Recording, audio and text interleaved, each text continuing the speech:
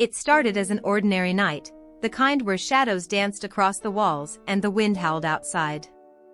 I had just finished binge-watching a new series and decided to call it a night.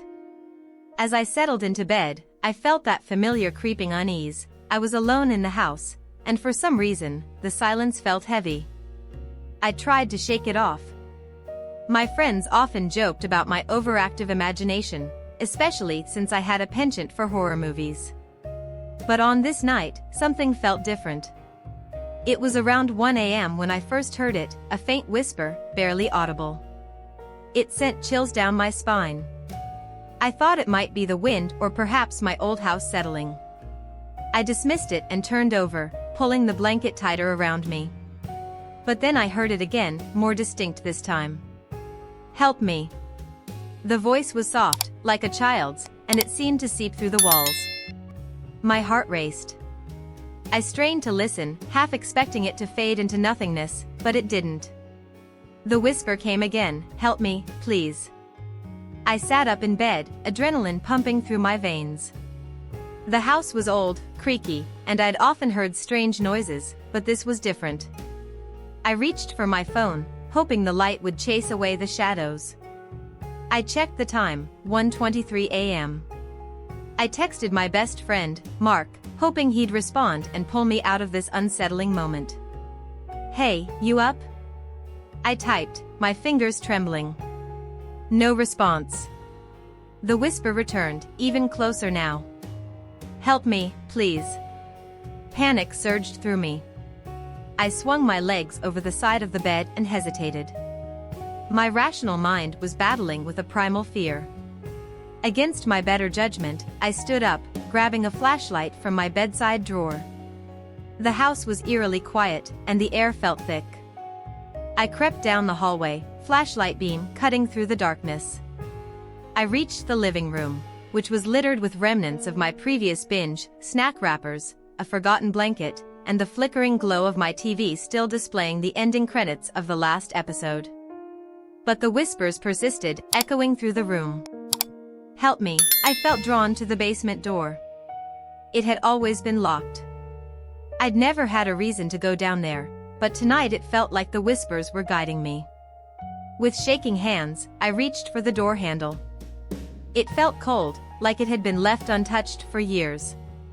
To my surprise, it turned easily, the door creaking open as I shone my flashlight into the darkness below. The stairs were steep, and each step creaked under my weight.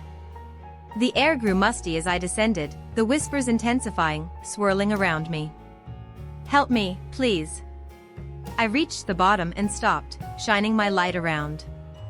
The basement was cluttered with old furniture, boxes, and a thick layer of dust. In the far corner, partially hidden by a pile of junk, I spotted a small, ragged doll. Its button eyes seemed to glisten in the beam of my flashlight. I stepped closer, drawn by an inexplicable urge. The doll was dirty, its once bright dress faded and torn. As I picked it up, the whispers stopped abruptly. Silence enveloped me, thick and suffocating. I felt a sense of loss, as if the atmosphere had shifted with the disappearance of that voice. Then, as I turned to leave, I heard it again, this time louder, more insistent. "Help me." The doll slipped from my fingers and clattered to the ground, and in that instant, a cold breeze swept through the basement, extinguishing my flashlight. I was plunged into darkness. My heart raced as I fumbled for the flashlight, but the whispers grew louder, becoming a cacophony. I felt a presence, something shifting in the dark. "Help me. Help me." It was no longer a gentle plea, it was a desperate scream. I stumbled backward, crashing into a stack of boxes that toppled over, sending debris flying. In that moment of chaos, I found the flashlight and turned it back on. The beam illuminated the room, and what I saw sent me into a blind panic. The walls seemed to close in around me, and in the corner, standing where the doll had been, was a shadowy figure, its features indistinct but its eyes glinting with malice. I could hardly breathe, paralyzed with fear. The figure raised an arm, pointing directly at me. "Help me," it shrieked, and I bolted. I didn't stop to look back as I raced up the stairs, heart pounding, blood roaring in my ears. I slammed the basement door behind me and locked it, collapsing against it as if my weight could keep whatever that was inside. I barely slept that night, jumping at every creak and groan of the house. In the morning, I mustered the courage to check the basement again, hoping it had all been a bad dream. But when I opened the door, the space was empty, the doll gone, the shadows retreating to their corners. Weeks passed, but the whispers didn't stop. They followed me into daylight, echoing in my mind. Help me, please. I moved out of that house, leaving it and its darkness behind, but the voice has lingered.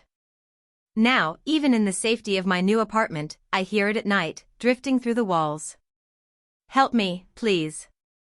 And every time, I'm reminded that some shadows never let go.